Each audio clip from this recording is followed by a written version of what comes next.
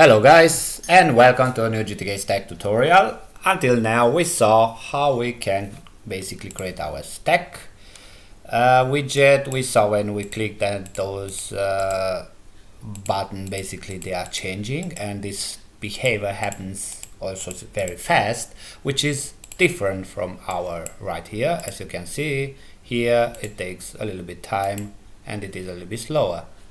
And of course here we have also an entry inside it with some different behavior. So this is what we are going to talk today.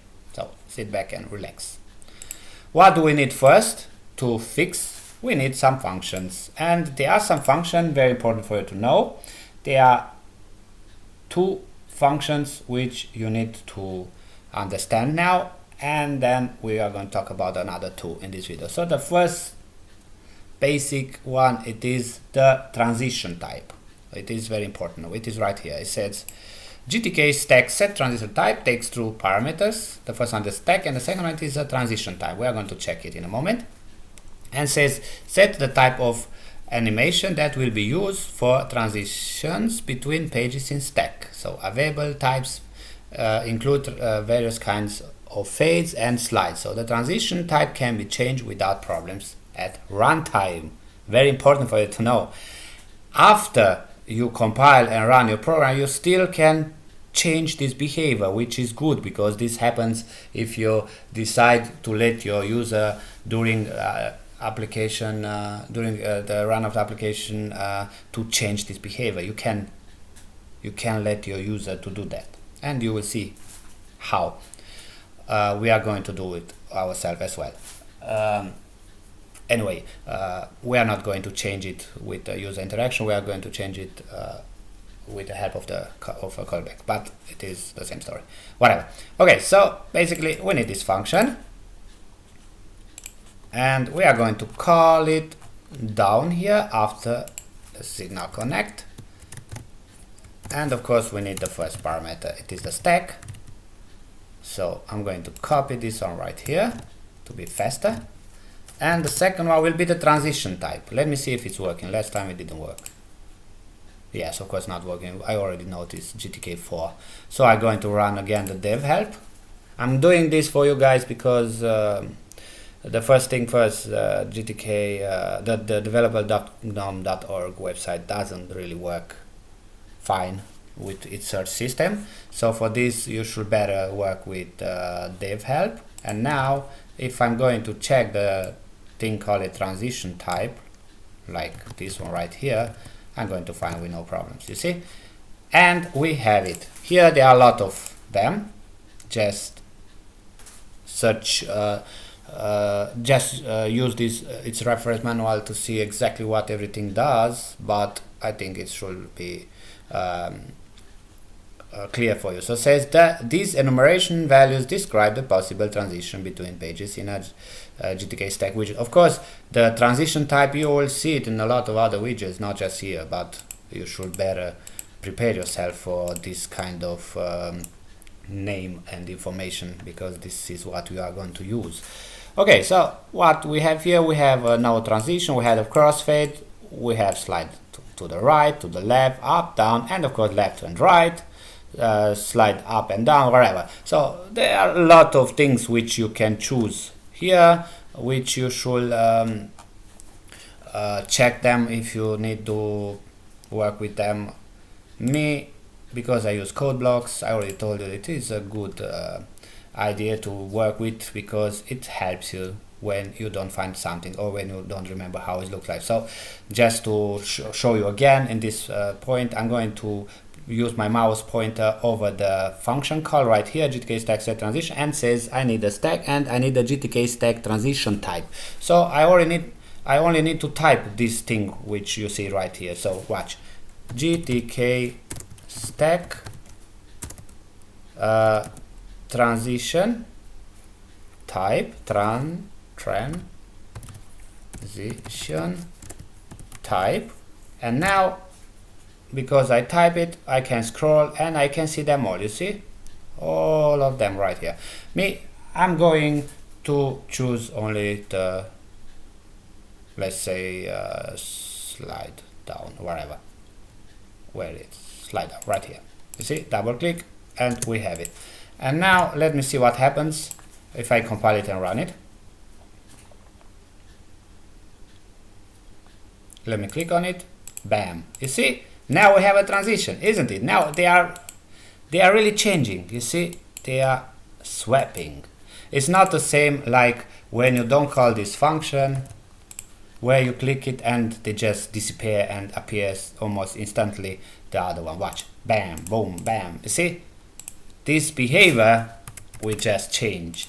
We change it the way how the transition works. So of course you can use up, down, left, right, whatever, but important thing is that you know. Now the second function which I want to introduce you, it is called the transition duration, because once that you set the transition type, you need also to set the transition duration, which is the time which takes the transition until it's done. And it takes, of course, the stack and the duration. Duration is a millisecond, so which means you need at least 1000 for a second. So let us check it. Duration, and of course we need a stack, which if I use now 1000 will be 1 second, which will be a little bit slower than first one. You see, I'm not sure exactly the default transition. No, it doesn't say. But watch what happens if we use 5000, like 5 seconds. At this point, it will take a little bit longer. Watch, you see, now it takes a little bit longer, but this is the behavior which you want to reach. Maybe I'm going to use 3. Now the next thing which I want to introduce you, as you already noticed, we have here a headset, we have a phone, we have a computer or webcam, and we have an entry which I didn't use it in my other video. So this is basically the thing which we are going to change now. We are going to do something else different right now. And what I'm going to do now, I'm going to create an entry for you, and I'm going to do it right here. GTK widget. You will see in a moment why I need those entries. So GTK entry new. Whoa, entry new. Sorry guys. Entry new. And because we have it now, basically we can add it, which is very important for us. I'm going to copy this one right here, move it a little bit down. I'm going to say entry, and of course our entry. Now that we have the entry, which is a good thing for us, because now we can take use of this entry. Somehow it is important for us to work with, because by showing you the entry, basically you can understand the behavior of the next example. So now let me make some changes here. I'm going to copy this part right here and throw it inside here. And now we have flag 0, 0, 1, 1, 2, 2, 3. And now let me put the entry inside here, just to be sure that we have it. Let me compile it and run it.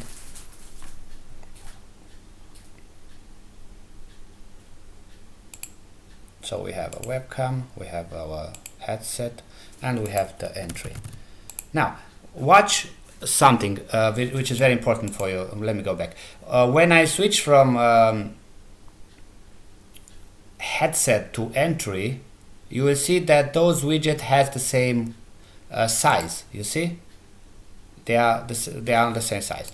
This behavior, you can control it if you want to change it with 2 different kind of functions which you can apply. The first one is the homogeneous, which you have different. You have for horizontal, vertical, and of course you have only for homogeneous, so which I'm going to call it right now, and I'm going to call it just right here. And of course it says sets the GTK stack to be homogeneous or not. So if it is homogeneous, the GTK will request the same size for all its children. Okay, so let us see how it's working. I'm going to pass the stack first, and say true, which default. So now you won't see much difference. It will be still the same. Watch, you see, nothing special. But watch what happens when I choose false. Now you will see a different behavior. You see, the buttons aren't that big anymore. Of course they are not, because they just got a real size. And now watch what happens if I click the button. You see, now it expands. But as you already noticed, you see, now it goes back.